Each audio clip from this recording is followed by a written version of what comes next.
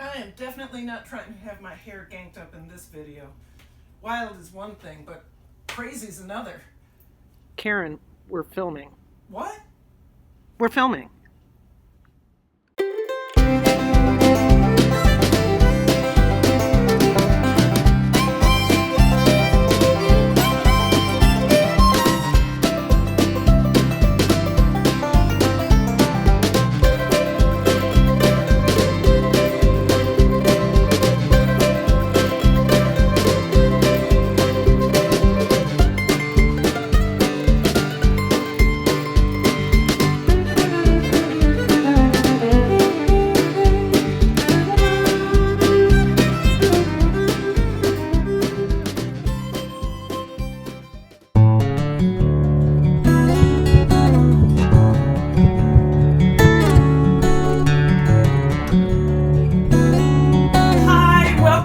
Fermentation Station. This is Kickin' It with Karen Beyond Sauerkraut, Season 2, Episode 15. Today you're going to see what I do in the kitchen most Sundays. We're going to do a lot of fermentation.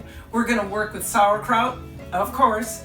We're going to work with Beet Kvass, of course. We're going to strain our fire cider, and we're going to strain our apple cider vinegar. I'm also going to do a product review of a new fermentation lid that my friend Bob bought me for my Christmas present. Hi, Bob!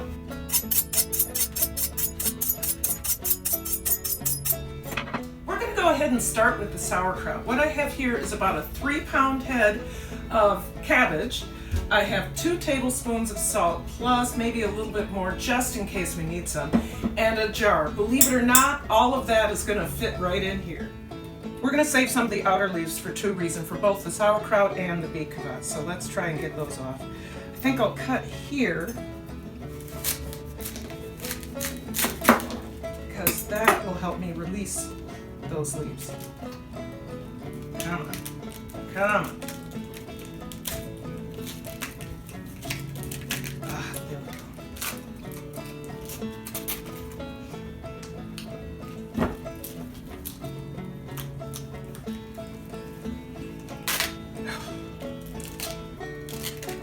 There we go.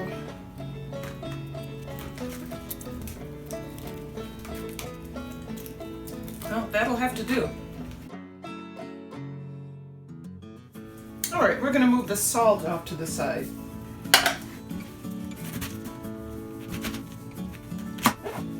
Cut the cabbage in half. Take out the core.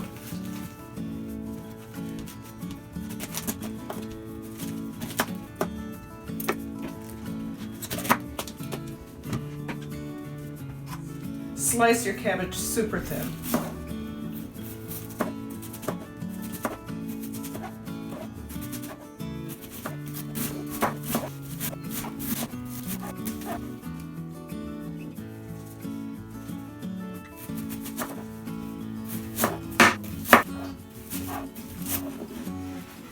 All right, once you've got it sliced like that, go ahead and cut it in half so that the chunks aren't that big.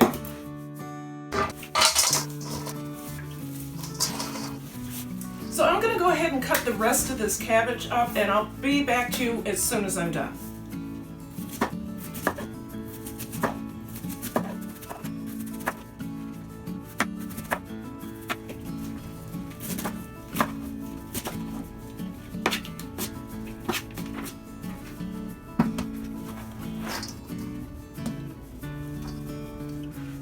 We're going to add half the salt and mix it in.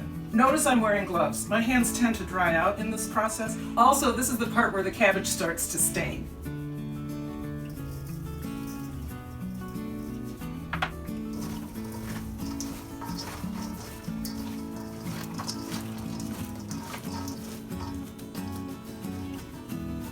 The cabbage is already getting a little glossy, which means that the brine is coming out. We're going to put a plate on it. And my weight today is coconut milk. And it's 3 cans of that. This will help encourage the cabbage to release its liquid. So let's go ahead and put this over there and get started on the Beet Kvass.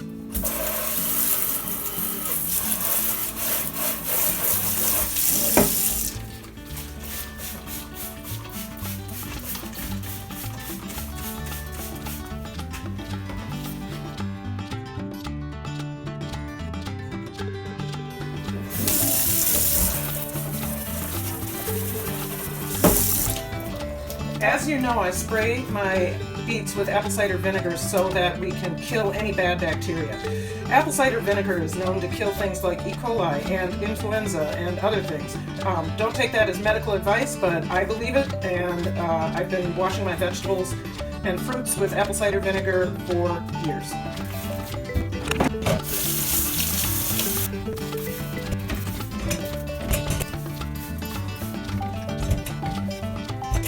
We need to let that sit for about 5 minutes.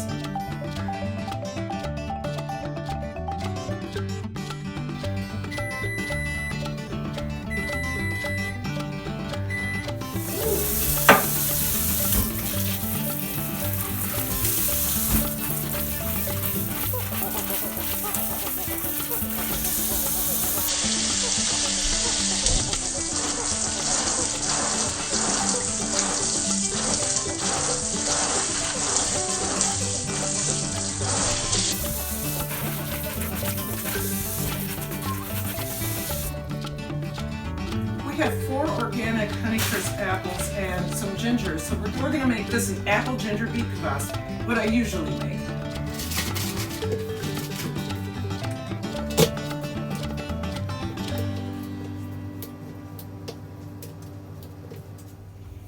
Save this for your apple cider vinegar. We're going to cut all of these in half.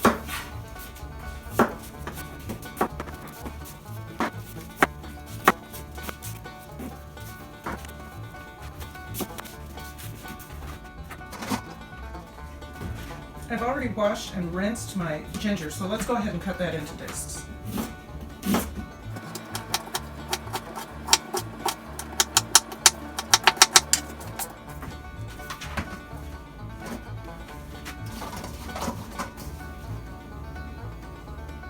We're going to cut the beets into 1/2 to 1.5 inch pieces.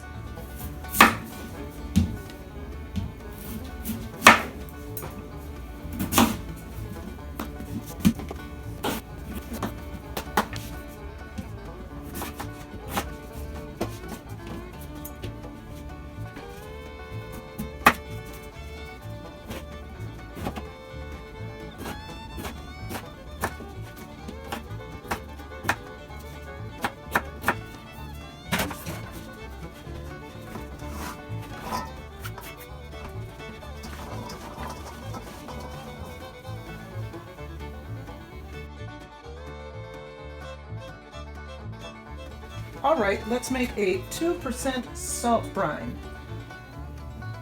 which means that we need grams.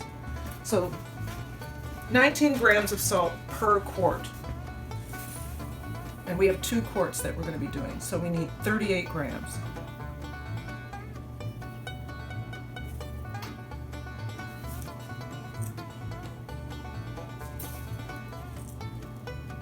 $38 grams.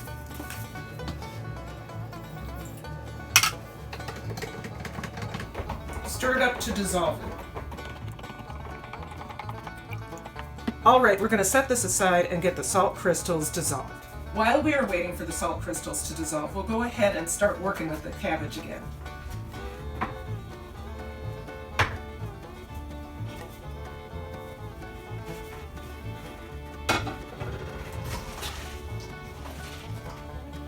Ooh, that is releasing its brine.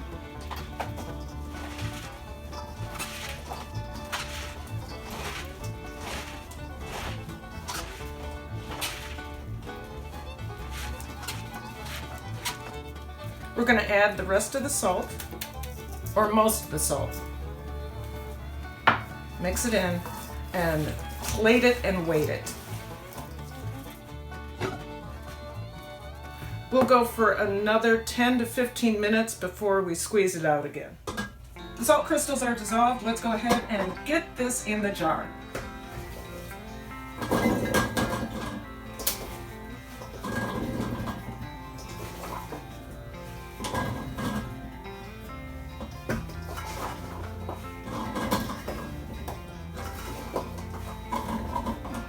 Okay, I'm going to stop there for a second. I'm going to add our starter.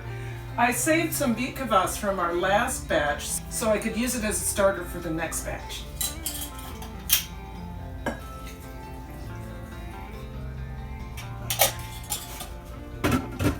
And I'm going to add water, a little bit of water.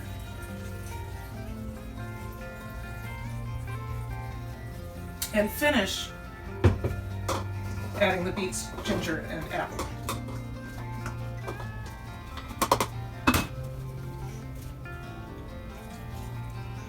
Okay, where's that cabbage leaf?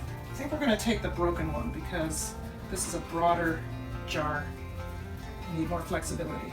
So you put the cabbage leaf down on top. That helps with the floaters, the ones that want to float up to the top and possibly get exposed to oxygen and then mold. We're going to add our sour stones and then we'll add the rest of the brine. Now, if you don't know, a sour stone is a glass fermentation weight that's meant to hold the vegetables or the fruit or whatever you're fermenting underneath the brine. This is the brand I bought first and the only brand I've ever owned, so I trust it. I like it and I trust it.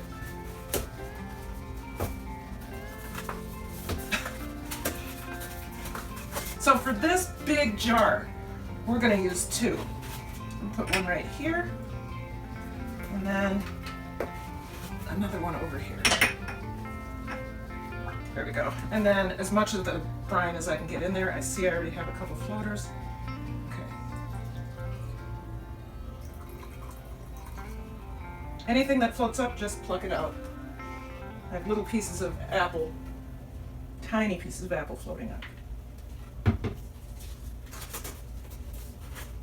All right, now we need to get an airlock on it, seal it up, and get it in the fermentation station.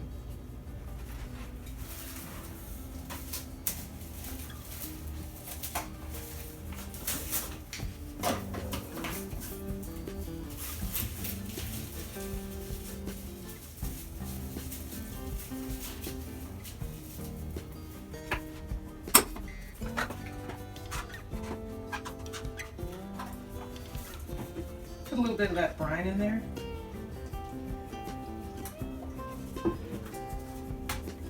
And there we have it. So why apple, ginger, beet kvass? This combination of things? Because beet kvass is loaded with probiotics. Probiotics need a prebiotic to eat.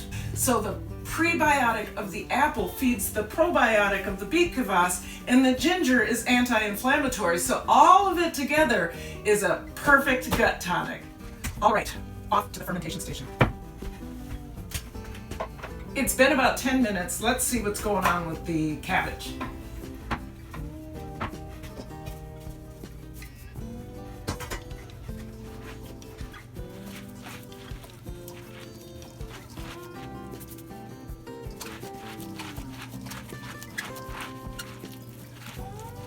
This is a meaty cabbage.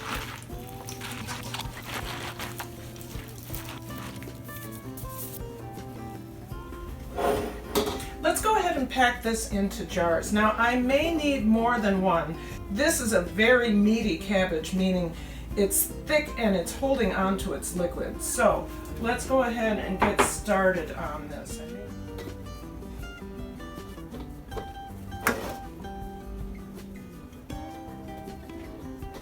Once you get some in there, let's go ahead and tamp it down.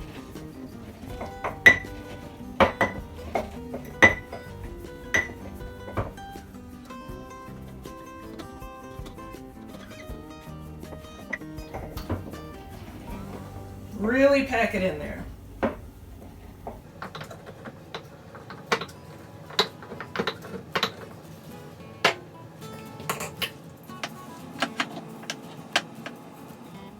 I'm going to wipe the rim, and then we're going to talk about the new fermentation lid I got from my friend Bob.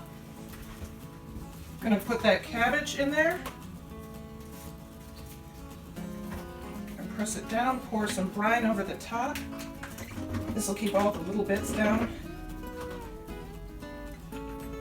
Get my sour stone in there.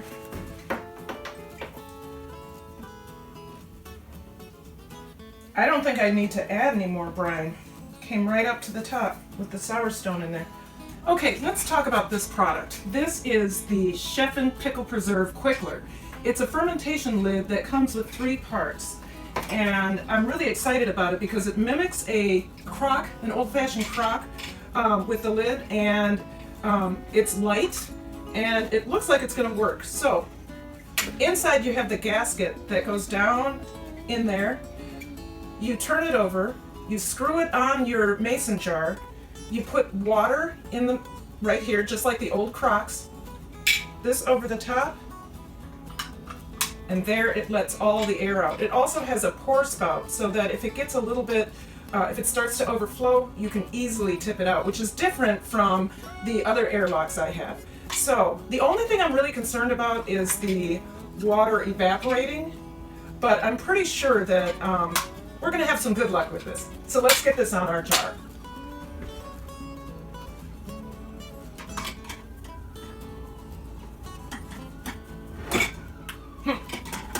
There we go.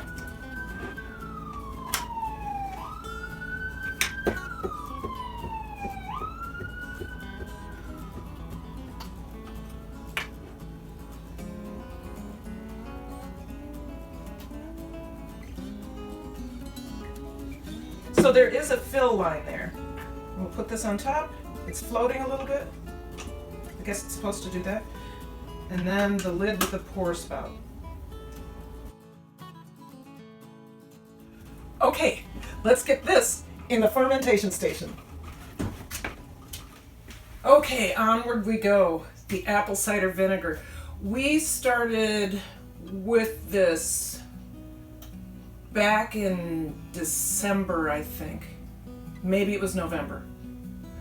We made this after I had the fruit fly debacle. Let's get something to scoop this out and start draining.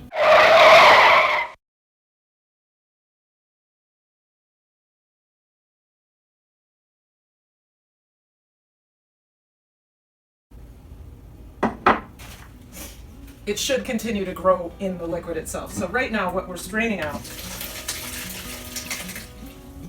there we go.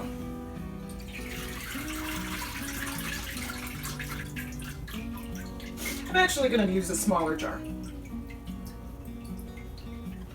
Now I have a towel here so that if I spill, it'll be an easy cleanup.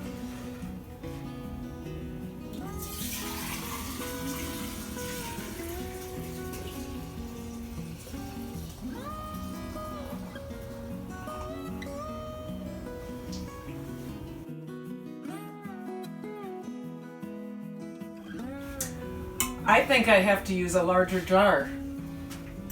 Fortunately, I have one.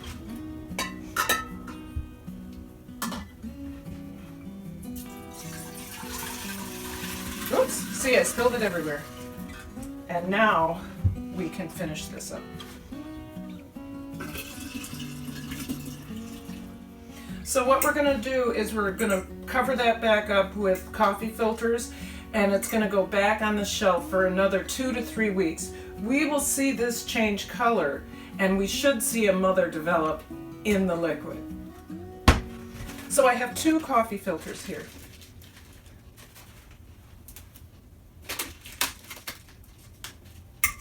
All right, what needs to happen is I need to cover this up, get it back in the vinegar room.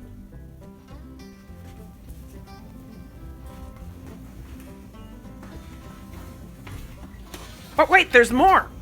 And finally, the moment I've been waiting for, straining, tasting, and bottling the fire cider. So let's get started.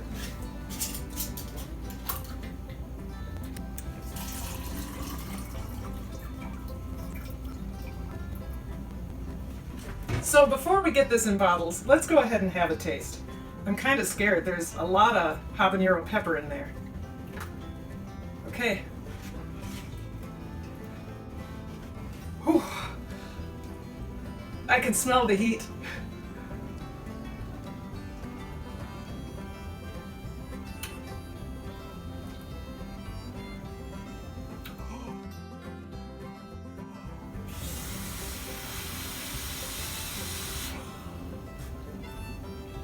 It gets you on the back end.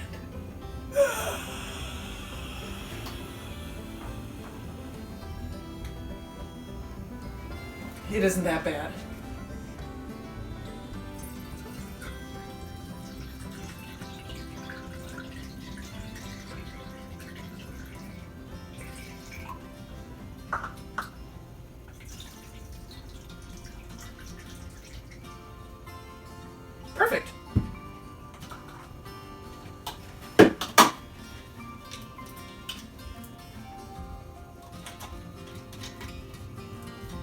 These are going to go sit in the fermentation station for about 2 days before they go in the refrigerator. Well, I hope you enjoyed what you saw, and if you did, wait a second, this video isn't over yet. I need to come back with a review on that fermentation log.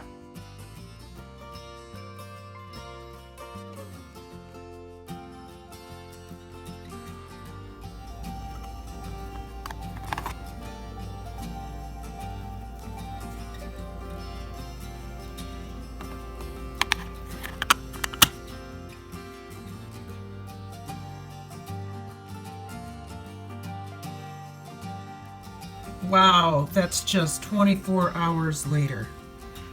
That is an active ferment. And that lid is doing what it's supposed to do. Yeah. See that? It just pushes it out and down. I'm glad I put something under it.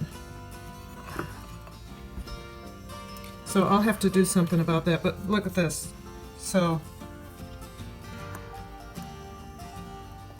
it's overflowing a little bit, all the bubbles. You can see the bubbles. Yep.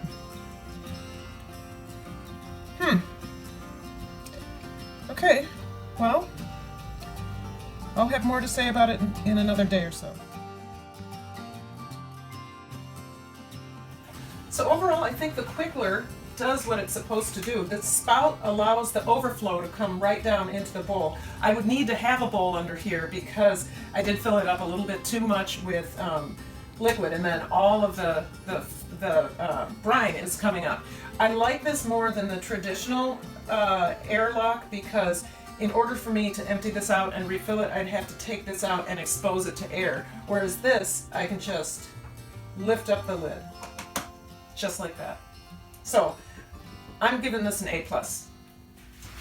Well, there it is, folks. I hope you enjoyed what you saw. And if you did, please remember to like and subscribe and comment and share and share and share. Get it out there so YouTube knows that I'm here.